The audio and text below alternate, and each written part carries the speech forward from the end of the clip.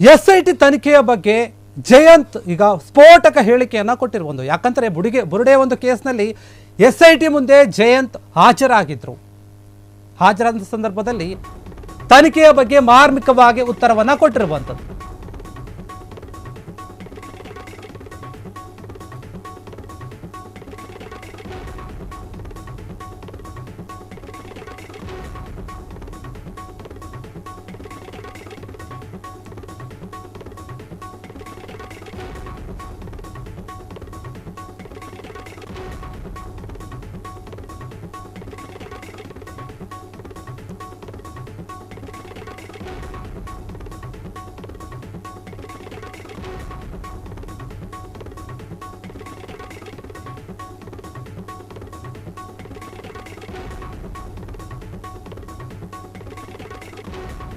SIT ತನಿಖೆಯ ಬಗ್ಗೆ ಜಯಂತ್ ಸ್ಫೋಟಕ ಹೇಳಿಕೆಯನ್ನು ಕೊಟ್ಟಿದ್ದಾರೆ. ಬುರುಡೆ ಕೇಸ್ನಲ್ಲಿ SIT ಮುಂದೆ ಜಯಂತ್ ಹಾಜರಾಗಿದ್ದರು. ತನಿಖೆ ಬಗ್ಗೆ ಮಾರ್ಮಿಕವಾದಂತಹ ಒಂದು ಉತ್ತರವನ್ನು ಕೊಟ್ಟಿದ್ದಾರೆ ಜಯಂತ್.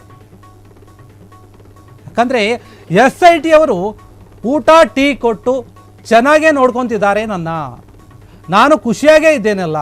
ಆದರೆ ನೀವೇ ಅರ್ಥ ಮಾಡ್ಕೊಳ್ಳಿ, ಅದರಲ್ಲೇ ಅರ್ಥ ಮಾಡ್ಕೋಬೇಕು ನೀವು. ಚೆನ್ನಾಗಿದ್ದೀನಿ ಖುಷಿಯಾಗಿದ್ದೀನಿ ಅಂತಂದರೆ ನಾನು ಎಲ್ಲವನ್ನ SIT ಮುಂದೆನೇ ಹೇಳ್ತೇನೆ. ಇಲ್ಲಿ ಹೇಳಿದರೆ SIT ಅವರು ನನ್ನ ಪ್ರಶ್ನೆ ಮಾಡ್ತಾರೆ, ನೀವು ಯಾಕೆ ಹೇಳಿದ್ರಿ ಅಂತ. ವಿಚಾರಣೆಗೆ ತೆರಳುವ ಮುನ್ನ ಜಯಂತ್ ಖುಷಿಯಾಗಿ ಮಾತನಾಡಿದ್ದಾರೆ. ಏನು SIT ಒಂದು ವಿಚಾರಣೆಗೆ ಹಾಜರಾಗಬೇಕಿತ್ತು, ಅವರು ಹಾಜರಾಗೋದಕ್ಕೂ ಮುಂಚೆ ಅವರು ಹೇಳಿರುವಂಥದ್ದು ಏನಂದರೆ SIT ಅವರು ನನಗೆ ಊಟ ಟೀ ತಿಂಡಿ ಟಿಫನನ್ನು ಕೊಟ್ಟು ಚೆನ್ನಾಗೇ ನೋಡ್ಕೋತಿದ್ದಾರೆ, ನಾನು ಖುಷಿಯಾಗೇ ಇದ್ದೀನಲ್ಲ. ಅದರಲ್ಲೇ ನೀವು ಅರ್ಥ ಮಾಡ್ಕೊಳ್ಳಿ ಹೆಂಗಿದೆ ಪರಿಸ್ಥಿತಿ ಅಂತ. ನಾನು ಇಲ್ಲಿ ನಿಮ್ಮ ಮುಂದೆ ಏನೂ ಕೂಡ ಹೇಳೋಕ್ಕೆ ಹೋಗಲ್ಲ. ಏನೇ ಹೇಳೋದಿದ್ರು ಕೂಡ ನಾನು SIT ಮುಂದೆ ಹೇಳ್ತೀನಿ. ಒಂದು ವೇಳೆ ನಾನು ನಿಮ್ಮ ಮುಂದೆ ಇಲ್ಲಿ ಏನಾದರೂ ಹೇಳಿದರೆ SIT ಅವರು ನನಗೆ ಪ್ರಶ್ನೆ ಮಾಡ್ತಾರೆ, ಅದಕ್ಕಾಗಿ ನಾನು ಏನೂ ಹೇಳಲ್ಲ. ಹೀಗಂತ ವಿಚಾರಣೆಗೆ ಹೋಗುವುದಕ್ಕಿಂತ ಮುಂಚೆ ಜಯಂತ್ ಪ್ರತಿಕ್ರಿಯೆಯನ್ನು ನೀಡಿರುವಂಥದ್ದು. ಜಯಂತ್ ಅವರ ಒಂದು ಹೇಳಿಕೆ ಮಾರ್ಮಿಕವಾಗಿರೋದ್ರಿಂದ ಏನೋ ಒಂದು ವಿಷಯ ಇದೆ ಅಂತ ಯೋಚನೆ ಮಾಡ್ತಾ ಇದ್ದಾರೆ ಜನ ಕೂಡ. ಆದರೆ ಜಯಂತ್ ಅವರ ಈ ಒಂದು ಸ್ಫೋಟಕ ಹೇಳಿಕೆ ಏನಿದೆ, ಇದರಲ್ಲೂ ಕೂಡ ಏನೋ ಒಂದು ಸತ್ಯ ಇದೆ, ಅರ್ಥ ಇದೆ ಅನ್ನೋ ರೀತಿಯಲ್ಲಿ ನೋಡ್ತಾ ಇದ್ದಾರೆ. ನಾನು ಖುಷಿಯಾಗಿದ್ದೀನಿ, ಸಂತೋಷವಾಗಿದ್ದೀನಿ ಅಂತ ಹೇಳ್ತಾ ಇದ್ದಾರೆ ಅವರೇ. SIT ತಂಡ ನನ್ನ ಚೆನ್ನಾಗೇ ನೋಡ್ಕೋತಾ ಇದೆ, ನಾನು ಖುಷಿಯಾಗಿದ್ದೀನಿ, ನೀವು ಅರ್ಥ ಮಾಡ್ಕೊಳ್ಳಿ ಅಂತ ಅವರೇ ಮಾತನಾಡ್ತಾ ಇರೋದ್ರಿಂದ SIT ಅವರ ಮುಂದೆ ಎಲ್ಲವನ್ನ ಸತ್ಯ ಹೇಳ್ತೀನಿ, ಅವರೇ ನಿಮಗೆ ಹೇಳ್ತಾರೆ ಅನ್ನೋ ರೀತಿಯಲ್ಲಿ ಮಾತನಾಡಿರುವಂಥದ್ದು.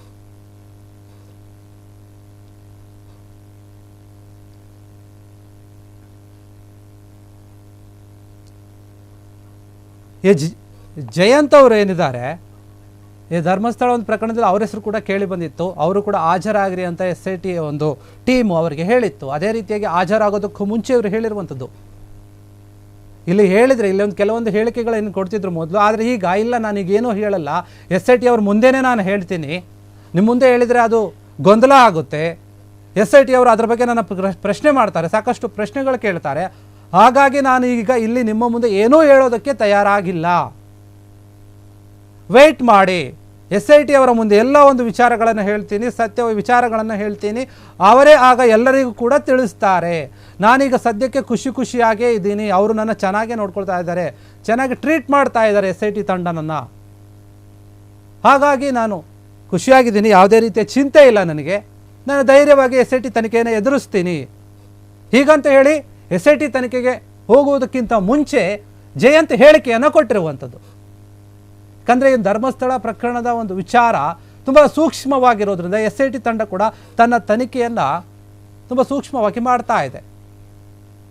ಒಬ್ಬೊಬ್ಬರನ್ನೇ ಕರೆಸಿ ಅವ್ರಿಗೆ ತನಿಖೆಯನ್ನು ಮಾಡ್ತಾ ಇರುವಂಥದ್ದು. ಎಲ್ಲರಿಗೂ ಕೂಡ ನೋಟಿಸನ್ನು ಕೊಟ್ಟು ಬನ್ನಿ ಅಂತ, ವಿಚಾರಣೆಗೆ ಹಾಜರಾಗಿ ಅಂತ ಹೇಳಿರೋದ್ರಿಂದ ಎಲ್ಲರೂ ಕೂಡ ಕಡ್ಡಾಯವಾಗಿ ಹೋಗಬೇಕು, ವಿಚಾರಣೆಗೆ ಹಾಜರಾಗಬೇಕು. ಆದರೆ ಎಲ್ಲೂ ಕೂಡ ಹೊರಗಡೆ ಕೆಲವೊಂದು ಹೇಳಿಕೆಗಳನ್ನು ಕೊಡೋ ಹಾಗಿಲ್ಲ ಅಂತ ಏನೋ ಹೇಳಿದಾರೇನೋ ಗೊತ್ತಿಲ್ಲ. ಹಾಗಾಗಿ ಇವರು ಕೂಡ ಏನು ಹೇಳಿಕೆಗಳನ್ನು ಹೇಳೋಕ್ಕೂ ಹೋಗಿಲ್ಲ ಇದುವರೆಗೂ ಕೂಡ. ಪ್ರಶ್ನೆ ಮಾಡಿದ್ರು ಕೂಡ ಮಾಧ್ಯಮದವರು ಕೇಳಿದ್ರು ಕೂಡ, ಅಥವಾ ಬೇರೆ ಯಾರು ಕೇಳಿದ್ರು ಕೂಡ ನಾನೇನು ಹೇಳೋಕ್ಕೆ ತಯಾರಾಗಿಲ್ಲ ಹೀಗಂತ ಹೇಳಿರುವಂಥದ್ದು.